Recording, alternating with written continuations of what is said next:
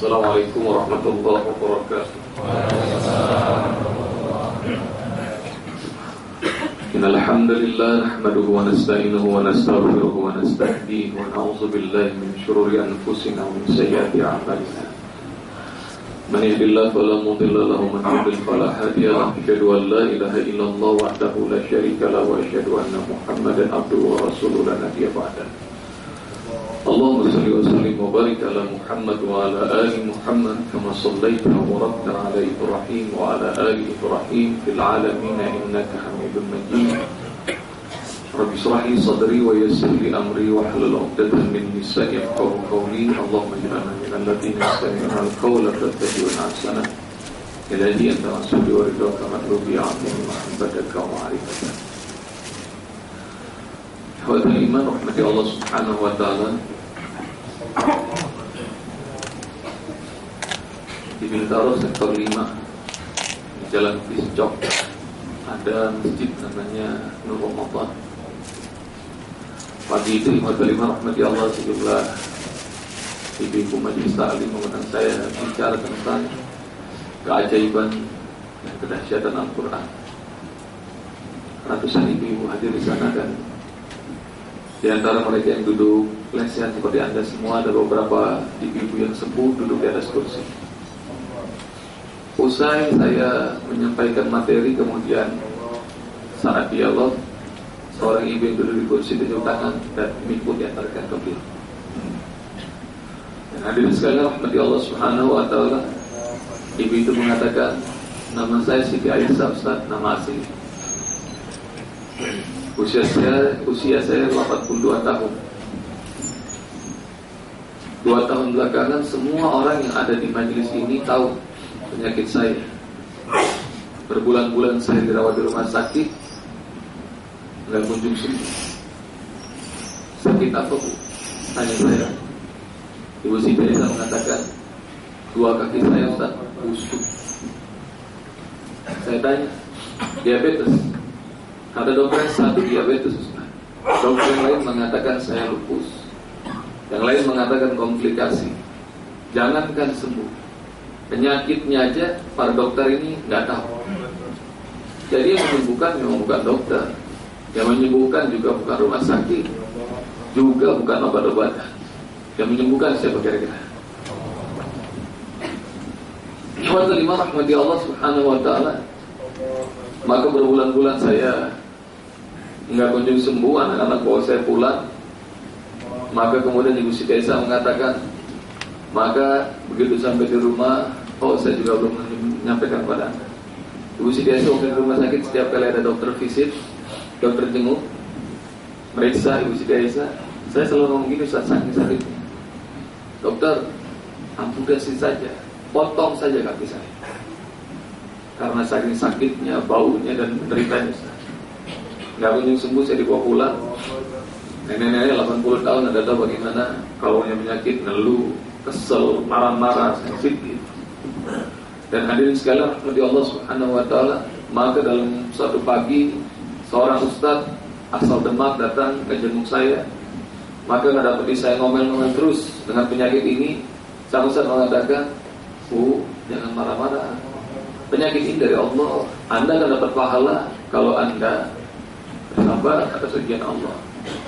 Dan hadirin sekalian rahmati Allah Subhanahu wa taala, dia mengatakan, gimana ceritanya Ustaz, kalau saya sakit? Kata Ibu Siti Aisyah, zikir saja, baca Quran. Kata Ustaz itu menyarankan. Nah, saya rahmati Allah, Siti Aisyah mengatakan, boro-boro baca Quran. Saya nggak bisa baca Quran. Bayang, 82 tahun nggak bisa baca Quran. Maka subhanallah, begitu bisa Aisyah mengatakan belum bisa baca Quran, tiba-tiba Ustaz itu ngambil Al-Quran. Maka dia mengatakan, ayo saya bimbing. Ustaz itu buka Al-Quran, dia bimbing saya baca Quran. Baru-baru baca Quran, Ustaz, nafas saya itu sengal-sengal, nahan rasa sakit. Saya suruh keluarin suara. Udah begitu, kemudian setiap kali saya berbata-bata, dia bimbing. Kalau saya salah baca ulang lagi. 2 jam dia nemenin saya baca Quran. Subhanallah, saya kira dia kapok. Besok paginya datang lagi. Nggak cuma besoknya, lusanya, setiap hari Ustadz itu datang jenguk saya dan selalu bimbing saya baca Quran. Subhanallah, rahmatullahi Allah Subhanahu wa taala. Dan alhamdulillah hingga saya lancar Ustadz atas bimbingan Ustadz itu baca Quran. Dan setiap hari bersama beliau 2 jam minimal saya baca Quran. Dan alhamdulillah insyaallah lebih dari 2 juz setiap hari saya baca Al-Quran. Ibu Siti Aisyah 82 tahun tinggalnya nggak tahu saya. Saat itu kami berada di majelis Masjid Nur Ramadan, Jalan Piscok, Bintaro Sektor 5. Saya sebut di hadapan ratusan ibu-ibu itu, alhamdulillah Allah. Maka Ibu Siti Aisyah 82 tahun mengatakan, Ustaz bicara tentang keajaiban Al-Quran. Maka dia begini nih, duduk begini di atas kursi, yang lainnya duduk. Dia angkat roknya, dia tunjukin kakinya. Ustaz, lihat kaki saya. Dia angkat roknya. Maka subhanallah, untung nenek-nenek. Dia ngomong, lihat kaki saya, tidak ada bekas luka sedikit pun, dan ini sembuh karena pertolongan Allah lewat Al-Quran.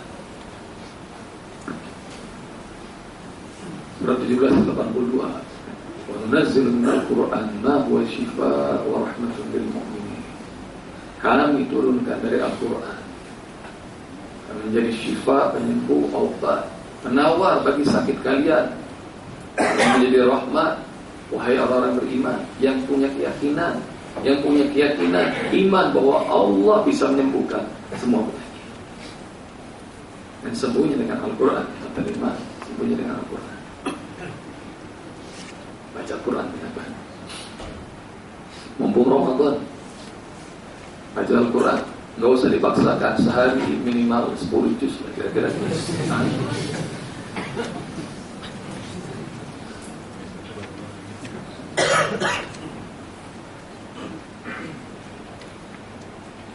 Kira-kira 5 tahun yang lalu saya punya penyakit vertigo. Berdiri rasanya pengen tumbang. Sama beberapa dokter saya datangin lain-lain itu diagnosa. Maka berminggu-minggu jemaah sering lihat wajah saya begini, saking pusingnya. Pokoknya kerut, cemberut, pusing. Seorang ibu jemaah saya suatu hari nyamperin saya mengatakan, gimana Ustaz? Masih vertigo. Apa penyebabnya? Nggak tahu. Semuanya pada lain-lain semua. Ustaz boleh nggak kalau berkenan saya teleponin? Saya juga pernah vertigo dan saya pernah berobat ke orang profesor di RSCM. Mudah-mudahan cocok Ustaz. Silakan saya ngomong gitu. Maka dia langsung atur appointment sama profesor di RSCM. Hari itu hari Selasa saya ketemu istri saya pergi ke RSCM. Maka kemudian begitu sampai di sana, tidak seperti dokter-dokter yang lain yang pernah nanganin saya, nggak pakai di scan kepala saya, nggak pakai periksa macam-macam, hanya tes darah saja. Begitu hasil saya tes darah keluar, hasilnya nggak ada darah putih. Begitu ini pada ketawa. Begitu tes darah keluar hasilnya, maka kemudian nikmatul Allah. Profesor mengatakan, saya tahu Ustaz penyebab vertigo. Apa bro? Triglycerid Ustaz. Apa triglycerid kan? Kenapa bro? Maksimalnya 150 Ustaz. Ustaz ngetop banget. Berapa? Hampir 4 kali lipat, 550. Apa penyebabnya? Saya ngomong, makanan Ustaz, makanan. Ustaz pasti nggak bisa mantang makanan enak ya kalau dikasih jemaah. Baik itu dia, saya ngomong gitu. Di mana-mana jemaah selalu traktir ngasih makanan enak sama saya. Saya ngomong gitu. Dan antum semua jemaah bisa ngeliat Ustaz yang banyak hama sepi order bisa kelihatan dari postur tubuh. Mas Dwi ketawa tuh, tukang traktir saya. Karena nanti Allah Subhanahu Wa Taala. Nggak usah pakai medication Ustaz, nggak usah pakai perawatan, nggak usah pakai pengobatan. Jadi pantang makan. Kalau Ustaz siap, maka insya Allah dia bakal sembuh berangsur.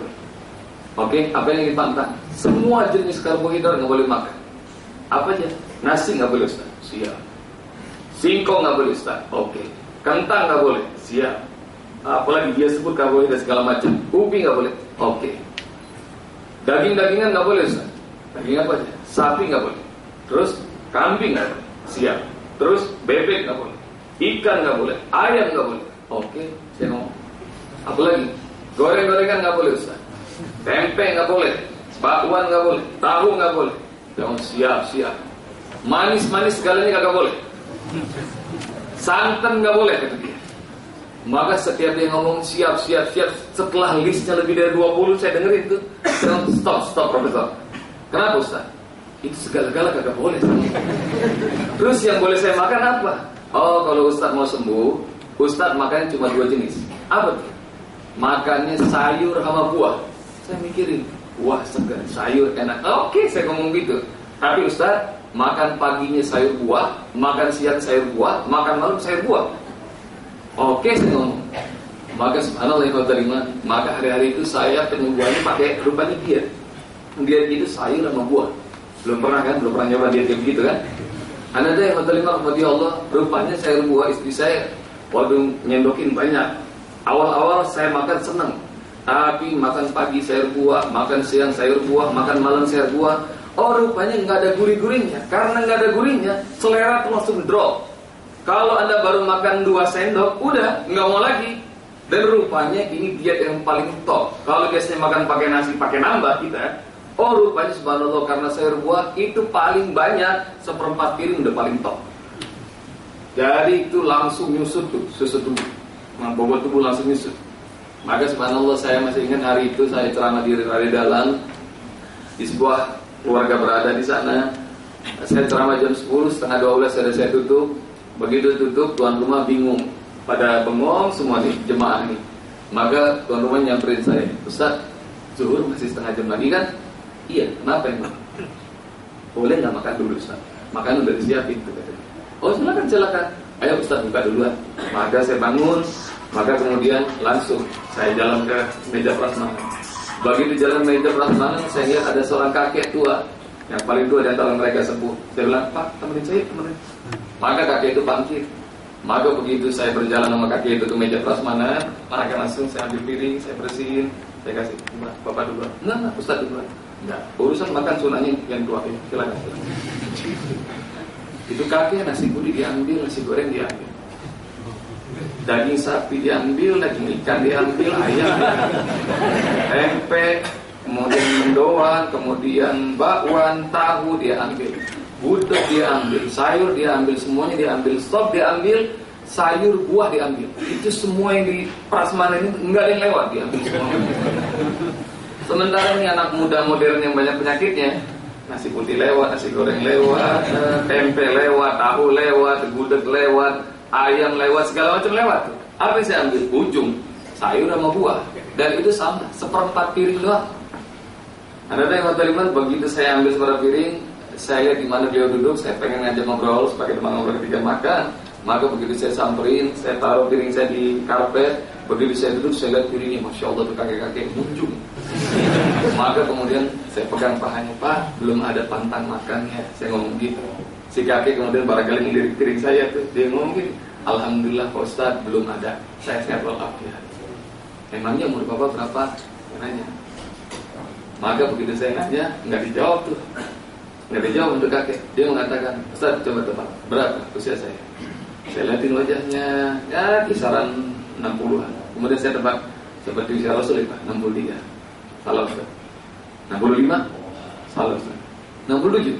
Salah Ustaz. Kenapa usia Bapak? Enggak dijawab. Dia copot pecinya, dia ngomong gini, Ustaz lihat di rambut saya, ada nggak uban barang selebar?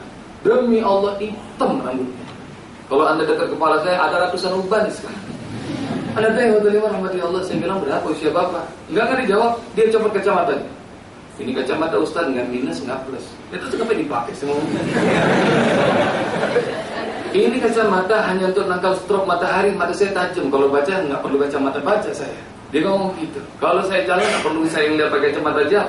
Kacamata saya ini masih awas Ustaz. Terus saya jadi penasaran nih kakek-kakek mata masih awas, tapi nggak ada yang uban. Mohon maaf ya ubannya.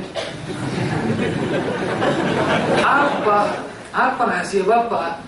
Apa kiatnya dan berapa umur Bapak? Maka saat itu Allah, si kakek ngomong, Alhamdulillah Ustaz, Umur saya Allah baru kasih dalam hadis walafiat ini alhamdulillah baru 83 tahun. 83 tahun pakai uban. Dengerin mau pada ubanan dengerin ya. Anda tadi mau terima Allah, saya jadi norak, saya kejar. Pak, apa rahasianya? Bapak usia segini sehat walafiat dan awet muda. Maka subhanallah dengan begitu melihat saya langsung bersemangat nanya, dia enggak bersemangat jawab, dia malah nanya lagi. Ustaz suka baca Quran, kata dia. Dalam hati gua, lu macam-macam banget, bukan Ustaz. Maka kemudian saya, karena dia kagak ngenyek gitu, agak ngeledekin nanyanya, saya kasih jawaban kira-kira yang mentok dah. Kira-kira bagi orang awam enggak sulit mengejar. Saya ngomong gini, saya Pak, setiap pagi pada subuh kajian Quran, tafsir saya bawa di masjid saya, dan itu minimal setengah jam saya bahas, nggak cuma Al-Qurannya, berikut tafsir yang saya ajari. Bagi saya orang awam mentok gitu. Maka subhanallah, kemudian dia dengan sadar mengatakan cuma sekali dalam sehari Ustaz. Iya, sekali sehari tapi setengah jam Pak tafsir, saya ngomong gitu.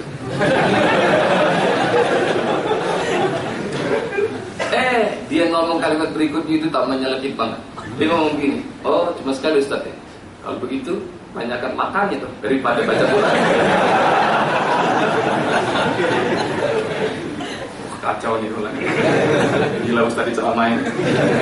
Maka kemudian saya bilang, Pak, apa urusannya baca Quran dengan sehat walafiat dan kemudian awet muda? Karena itu yang terima rahmati Allah Subhanahu wa taala. Maka si bapak itu sambil terus makan, sambil ngunyah, dia ketawa-tawa, dia senyum. Ustaz kaget. Lihat saya 83 tahun, mata masih awas, kepala belum berubah. Guru saya Ustaz di Sumatera Barat, usianya 97 tahun. Kemana-mana beliau masih nyetir mobil sendiri. Saya belum 30 tahun udah pakai supir. Dan tentu yang rahmati Allah. Maka kemudian itu guru saya, guru SD saya. Kalau beliau ngajar itu banyak sekali mutiara hikmah, kata-kata bijak yang meluncur keluar dari mulutnya. Kami murid-muridnya kalau beliau ngajar itu senang dengan apa yang diajari. Salah satu yang beliau ajarkan dan terus saya amalkan seumur hidup saya, salah satunya Ustaz, beliau sering ngomong gini, jangan lulu baca dari kiri ke kanan. Mulai sekarang perbanyak baca kanan ke kiri. Berarti apa kali? Hah? Anda dari matlamat Allah. Habis itu langsung Masya Allah, kelepok saya. Anda dari matlamat, ini pertanyaan saya, ini question saya. Udah belasan tahun saya selalu bertanya, ya Allah, kenapa engkau turunkan Al-Quran pakai bahasa Arab? Rupanya itu ayat sudah saya bahas, sering bahas surat 12 ayat 2. Inna anzalnahu Qur'anan Arabiyyan la'allakum ta'qilun. Sungguh kami turunkan Al-Quran ini dengan bahasa apa? Kata Allah, bahasa Arab. La'allakum ta'qilun, agar kalian pintar, agar kalian cerdas, agar kalian berakal, agar kalian sehat. Dan subhanallah rahmati Allah, rupanya nggak usah dibahas. Itu kakek sama gurunya udah ngamalin. Barangkali sekelas atau sekolah, satu sekolah semuanya mengamati. Dari memperbanyak baca kanan ke kiri. Coba tanya diri antum semua, mana lebih sering baca Al-Quran atau melihat status BB FB? Jawab. Dan perhatikan kalimat dari Allah, rupanya kalau Anda lihat orang-orang yang mati sebelah badan karena stroke, kalau Anda punya keluarga, Anda punya family, Anda punya kenalan yang mati sebelah badan karena stroke, kebanyakan mereka orang Indonesia ini mati sebelah kanan. Kenapa Ustaz? Karena semua anggota yang sebelah kanan itu digerakkan sama otak yang sebelah kiri. Sementara yang semua sebelah kiri digerakkan oleh otak kanan. Oh, otak kiri Anda terlalu sering dipakai, sementara otak kanannya jarang dipakai. Maka begitu overload, putus atau pecah pembuluh darah, langsung stroke. Gue kali ceramahnya. Mau sampai kapan ceramah? Jadi sekalian rahmati Allah Subhanahu wa taala, kan. Inna hadzal Qur'an yahdi lillati hiya aqwam. Ini Al-Qur'an. Ini Al-Qur'an kata Allah memberikan petunjuk hidup yang paling lurus. Tidak ada manual book yang paling top di dunia ini kecuali Al-Qur'an. Maka selamin mati Al-Quran. Dari gaya hidup apapun juga lewat sudah dengan Al-Quran. Anda baca, tadaburi, hafalkan, amalkan. Seorang jemaah saya pimpinan tertinggi Bank Syariah. Saya nggak sebut banknya, nggak saya sebut nama. Sampai sekarang dia masih menjadi CEO-nya Bank Syariah itu. Saat itu Hotel Limat di Allah tanggal pekan pertama hari Sabtu 2 tahun lalu Ramadan, dia bikin training menghafal Quran semuanya bersama seluruh karyawannya. Sebelum saya tampil, dia sambutan tuh langsung. Waktu sambutan, dia cerita ngomong, Ustaz, stop training ini sudah ditempel di setiap lantai Ustaz, di gedung ini. Setiap hari saya lihat, tapi nggak pernah tuh saya baca. Saya berhenti baca informasi ini. Tidak tertarik sedikit pun karena urusan dunia saya banyak, kegiatan saya banyak, dan kayaknya nggak sempat lah ikut-ikutan training menghafal Quran. Karena yang betul di Allah Subhanahu Wa Taala. Cuma beberapa hari sebelum training ini, kata sahabat saya, seorang karyawan saya meninggal dunia. Begitu saya masuk kantor, diberitahu sama staff, maka kemudian saya ngomong, oke, yuk kita aja. Maka di dalam mobil, saya ngomong sama staff yang di dalam mobil tuh, nanti sebentar aja, karena saya masih banyak urusan. Jadi habis doain, kita pamit. Siapa? Kata staff. Turun dari mobil dinasnya. Bayangin, orang pimpinan Bank Syariah. Kendaraan dinas gimana? Saya masih pakai baju, masih baju kantor, pakai dasi segala macam turun. Oh subhanallah, keluarga menyambut, keluarga mayit menyambut, dan saya dimuliakan. Jadi ada 2 tamu, ada 2 bintang saat itu. Satu si mayit, satu lagi pimpinan Bank Syariah. Maka begitu saya duduk, saya doa, tadinya saya mau sebentar, Ustaz, tiba-tiba Allah kasih hikmah. Seolah-olah saya betah, karena saya khusyuk terus baca Al-Quran, saya khusyuk doa. Itu staff saya nggak ada yang ngingetin, biarin aja, biarin. Maka subhanallah, rupanya nggak lama semua keluarga terkumpul, mayit mau dimandiin. Begitu mayit diangkat dari hadapan saya, Ustaz, kemudian dibawa ke bilik buat dimandikan. Maka begitu hendak taruh, Anda tahu kan bilik mandi buat mayat berapa orang sih yang boleh masuk? Paling 4-6 orang. Maka keluarga terdekat sudah masuk ke dalam bilik. Maka tiba-tiba ada seorang lari-lari ke arah saya, Ustaz. Saya ngomongin, Pak, mohon berkenan ikut memandikan mayat. Maka kemudian sahabat saya langsung, siap. Dia buka ininya, dia masukin dasi ke dalam. Saya gul, Ustaz, tangan. Maka masuk. Waktu jalan masuk mobil, itu mata saya lihat banyak orang-orang yang kayaknya lebih pantas, lebih cakap, lebih bisa dibanding saya dalam urusan agama atau dibandingkan saya ini. Tapi kenapa ya? Oh, saya berpikir mungkin karena saya memiliki dunia, saya pimpinan Bank Syariah, saya punya jabatan, saya punya harta, mungkin mereka semua menang itu. Tapi tahu Ustaz, apa terjadi? Maka begitu baru saja bulan pertama ini jatuh ke keningnya si mayat, tiba-tiba semua orang yang di luar itu langsung kur. A'udzu billahi minasyaitonir rajim. Bismillahirrahmanirrahim. Waktu mereka semua kur, tiba-tiba saya langsung dalam hati, emangnya ada sunnah dari Rasulullah mandiin mayat pakai baca Quran? Saya ngeliat gini, kalau orang tinggi, dia ngeliat begini keluar, itu subhanallah. Saya ngeliat orang-orang keluarganya, mungkin para ustaz segala macam, semuanya baca Al-Quran. Tapi dahsyatnya lagi, enggak satu pun yang megang mushaf. Semua orang yang hadir ratusan itu, mereka kur sama-sama. Tahu nggak Ustaz? Surat apa yang dibaca? Surat apa? Surat Ar-Rahman. Ar-Rahman. Saya perbaiki pikiran saya langsung positive thinking. Oh, boleh jadi meskipun nggak sunnah, tapi karena mereka nggak rasa sedih kali ditinggalin mayat, maka mereka baca Al-Quran ini, pahalanya dihadiahin buat mayat. Dan tiba-tiba saya pun ikut. Bacaannya sendiri syahdu dan membuat nangis, Ustaz. Allamal Quran, khalaqal insan, allamahul bayan. Tahu Ustaz, mereka baca sampai selesai dan suara bergemuruh. Saya baca Ustaz tahu? Saya sampai ayat berapa? Sampai ayat 4. Hanya sampai ayat 4. Jadi begitu mulut saya nggak bisa ngikuti lagi bacaan mereka, tiba-tiba saya langsung saya ngelihat mayat di hadapan saya, seolah saya ngerti Allah lagi cewer saya, Allah lagi tempeleng saya. Kamu kira kamu pimpinan bank syariah terus kamu pantas masuk ke surga? Apa yang akan kau bawa datang menghadapku? Apakah harta, jabatan, pangkat, segala macam? Tidak. Perjalananmu akan persis sama dengan orang ini.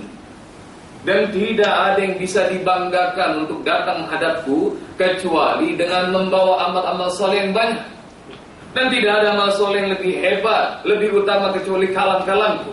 Berapa banyak dari kalamku yang kau hafal? Maka subhanallah, di hadapan baik itu tiba-tiba langsung netes air mata saya, Ustaz. Maka kemudian saya mikir, ya Allah, orang memandang saya hebat, orang memandang saya jagoan, orang memandang saya pintar, rupanya saya nggak punya apa-apa. Oh, rupanya sampai mayat selesai, dikafankan, disolatkan, dikuburkan, pulang ke kantor lemes, Ustaz. Saya langsung duduk di balik meja. Maka sambil ngerenung, saya panggil staf saya, taksi di sini. Apa? Itu acara training hafal Quran kamu Ustaz Bobi kapan? Hari Sabtu ini, Pak. Dengerin ya, saya, istri, 2 anak saya datang. Insyaallah, daftarkan.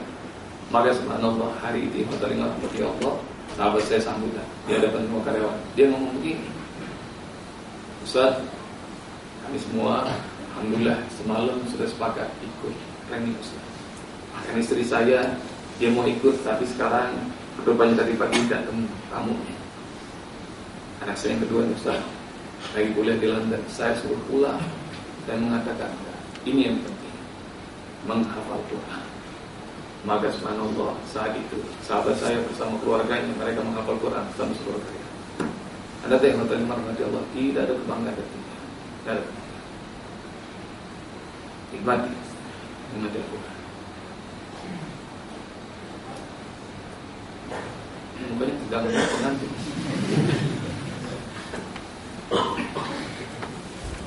Dan kalau Anda ikuti training kami atau Anda dapatkan buku atau CD-nya, Anda bisa menghafal surah Ar-Rahman 20 menit langsung dengan makna. Jadi kata 5 Nabi Allah Subhanahu wa taala.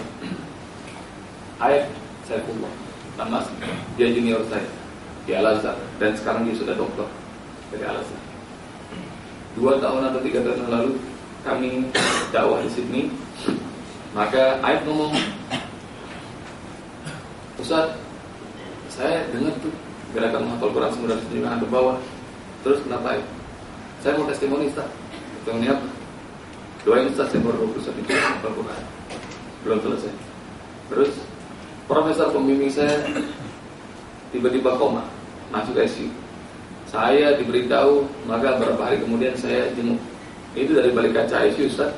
Saya ngeliat profesor saya itu, oh, badan penuh dengan selang, kabel, nafasnya sangat gitu. Kayak orang sekarang. Keluarganya mau beritahu kepada saya, enggak bisa dengar. Sudah tidak kenal apapun juga dari dunia. Dia aja ngomong nggak bisa respon. Sama istrinya nggak kenal, sama anak-anaknya nggak kenal. Maka kalau kamu nanti masuk, giliran kamu nggak usah diajak ngobrol karena nggak bakal dengar. Tapi kamu kalau berkenan doain. Kalau habis doain, baca Al-Quran. Insya Allah akan membuat dia tenang. Maka subhanallah, gilirannya Aib masuk, Aib duduk. Begitu Aib duduk begini, maka kemudian Aib duduk, doain. Begitu doain, Alhamdulillah rahmati Allah, diri lagi. Biar bolak-balik kan kameranya. Maka Alhamdulillah rahmati Allah subhanahu wa ta'ala, begitu Aib duduk, doain, habis doain, tiba-tiba dia ingin suruh baca Al-Quran. Maka Aib mulai. Begitu saya mulai Al-Fatihah, Ustaz, saya tahu baca Al-Fatihah, tiba-tiba langsung cis, nikmat. Nafasnya langsung tenang, enggak gitu enggak. Tenang. Saya ngeliat keajaiban Quran nasihat luar biasa. Maka ada yang adalah Muhammad Allah, ayat baca surat Toha. Hafal semua kan surat Toha ayat. Toha ma anzalna 'alaikal Qur'ana litashqa illa tazkiratan liman yakhsha tanzilan mimman khalaqal arda was samawati ula Ar-Rahmanu 'alal 'arsy istawa. Dibaca main. Saya nggak tahu Ustaz, ayat 20 berapa, saya baca. Tiba-tiba itu profesor tuh yang tadinya nafas nggak langsung tenang, tiba-tiba tangannya gini, ngangkat. Udah ngangkat, tiba-tiba langsung megang tangan saya. Saya kira mas. Dia bilang, Masya Allah, ada lagi nih energinya. Mudah-mudahan ini tanda dia sembuh. Tapi enggak Ustaz, enggak cuma gitu. Itu profesor cengkram gitu, kencang. Saya makin kaget. Semakin saya terusin bacaan, makin kenceng cengkramannya. Tiba-tiba saya sadar, jangan-jangan dia nyengkram ini karena dia tahu ada satu ayat yang kelewat. Emang biasanya orang Indonesia kalau hafal Quran suka lompat-lompat begitu kan? Dia baca surah Al-Balad, "Summa kana minal ladzina amanu wa tawasaw bil haqqi wa tawasaw." Kan begitu kan? Orang Indonesia tuh begitu gayanya kalau hafal Quran. Karena Allah Subhanahu wa taala sadar, jangan-jangan ada satu ayat yang lewat nih. Saya mulai lagi dari awal, baca pelan-pelan. Maka subhanallah, itu sampai ketemu ayat yang saya lengkap Ustaz. Betul, dia lepas. Dia lepas, dia taruh lagi tangannya. Masya Allah Ustaz, saya bersaksi. Sama dirinya aja dia nggak sadar. Sama istrinya dia nggak kenal. Sama anak-anaknya dia nggak tahu. Tapi Masya Allah, rupanya hafalan Al-Quran itu memori bawah sadar manusia. Antum baca surat Abasa, hafal surat Abasa, di ujung surat Abasa Allah cerita tentang dahsyatnya hari kiamat. Yauma yafirrul mar'u min wa ummihi wa sahibatihi wa likulli imri'in minhu yauma idzin sya'nun yughni. Allah cerita tentang apabila nanti terjadi hari kiamat, maka setiap orang pasti akan berlari dari saudaranya. Dia sudah gak kenal lagi sama ibu dan bapaknya, kepada pasangannya dan anak-anaknya. Masing-masing orang saat itu panik dengan urusan sendiri-sendiri. Bahkan lebih lagi Rasulullah SAW nakut-nakuti kita nanti di padang mahsyar nanti. Yuhsyarun nas yaumal qiyamah uratan. Manusia bakal dikumpulkan padang mahsyar di hari kiamat dalam kondisi tidak berpakaian, telanjang. Aisyah bertanya, "Ya Rasulullah, apakah kami tidak merasa malu saat itu?" Jawaban Rasulullah, boro-boro mikirin aurat. Masing-masing manusia akan panik dengan urusan sendiri-sendiri. Tapi Anda tahu, gambaran kiamat yang begitu dahsyatnya. Saking kita nggak kenal sama istri, anak, orang tua, bapak, ibu, dan saudara-saudara kita. Tapi Rasulullah dalam sebuah hadisnya mengatakan kepada kita, yuqalu li sahibil Qur'an, nanti di hari kiamat di padang mahsyar, para malaikat berseru memanggil-manggil untuk sahibul Quran, orang-orang yang biasa hidup bersama Quran. Malaikat berseru, "Iqra", bacalah. "Warqa", dan naiklah menuju surga. "Warattil kama turattilu fid dunya", dan baca dengan tartil seperti engkau membacanya di dunia. Fa inna manzilataka inda akhiril ayat qara'ta, karena posisimu di surga tergantung pada akhir ayat yang kau baca. Dari mana mushaf Al-Quran? Kecuali kalau ada dalam diri kita ikhwatul iman. Bayangkan Allah dan Rasulullah menggambarkan kita udah gak kenal sama siapa-siapa. Pada anak, istri, suami, ibu, bapak, saudara-saudara kita nggak kenal. Tapi rupanya ahli Quran itu masih bisa ngucap tuh. Dia akan baca setiap ayat Al-Quran. Cerita ayat Masjid Al-Muhajirin ini level ada Subroto. Seorang bapak habis ceramah kayak begini datang nangis.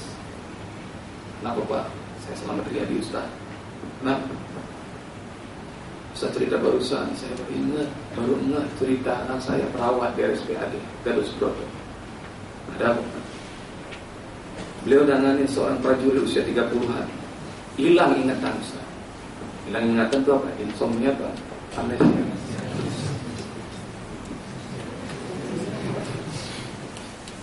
Itu berhari-hari ditangani.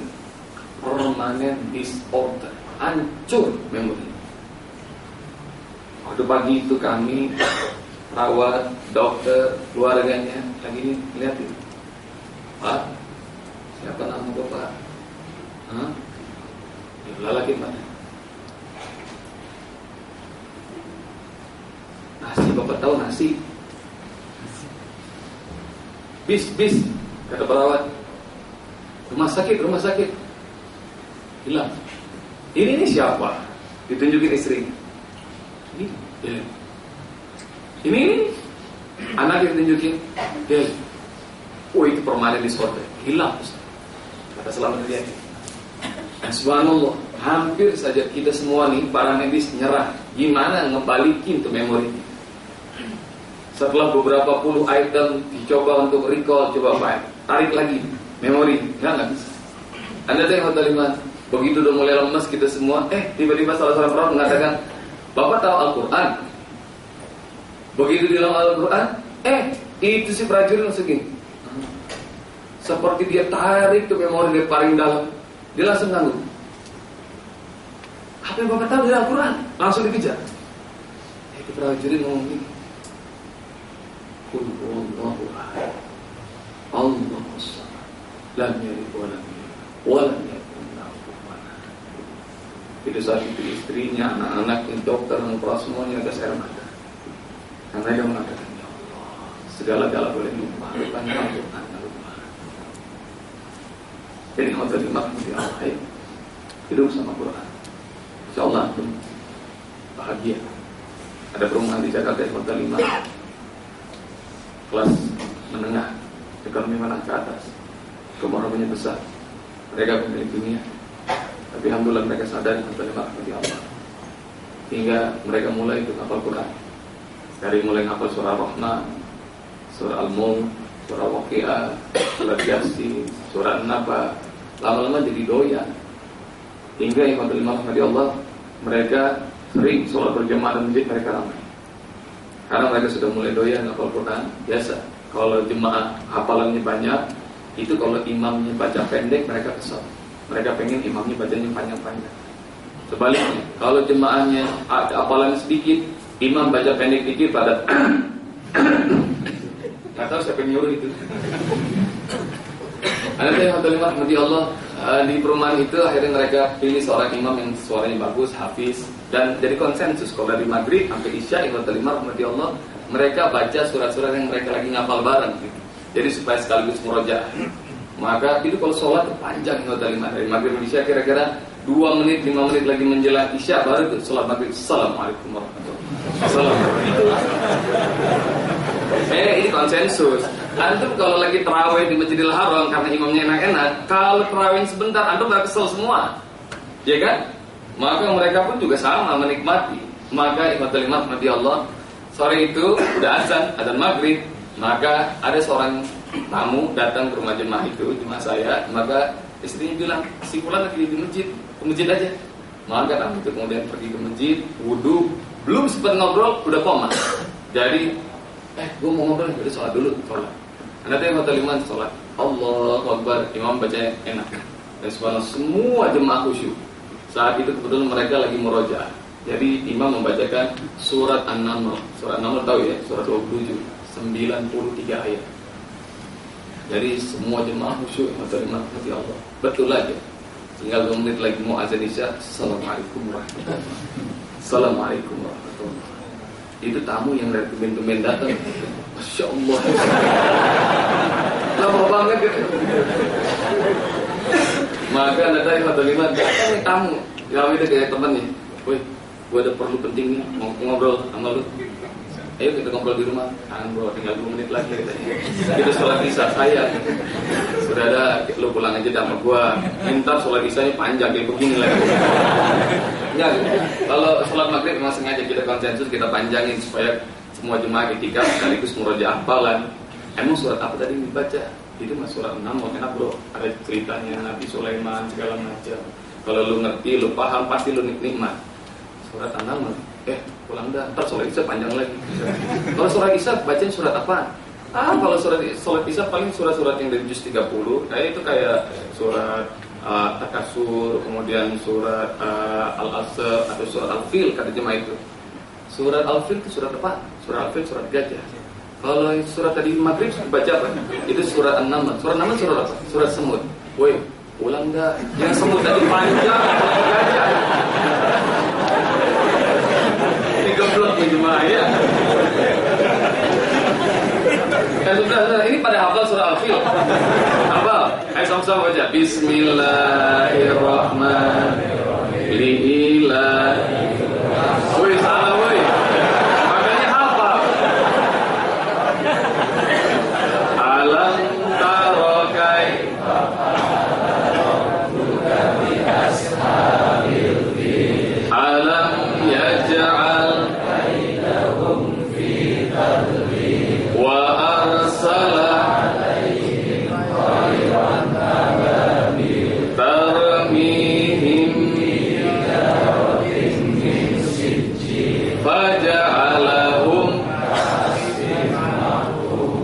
doang gajah, tapi cuma 5 ayat, ya.